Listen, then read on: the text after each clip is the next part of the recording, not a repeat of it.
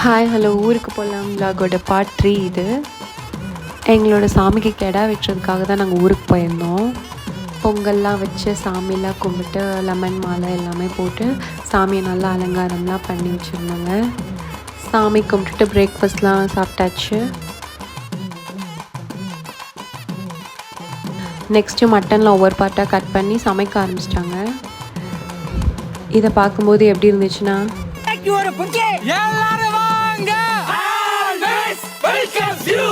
அப்படிதான் இருந்துச்சு. அப்புறம் நாங்கள் சைடில் அந்த வேண்டுதல் இதெல்லாம் பண்ணிகிட்டு இருந்தோம். சம்மருக்கு ரொம்ப ஹீட்டாக இருந்துச்சு. ஐஸ்கிரீம் அப்படியே பிளேட்டில் வாங்கி சாப்பிட ஆரம்பிச்சிட்டோம்.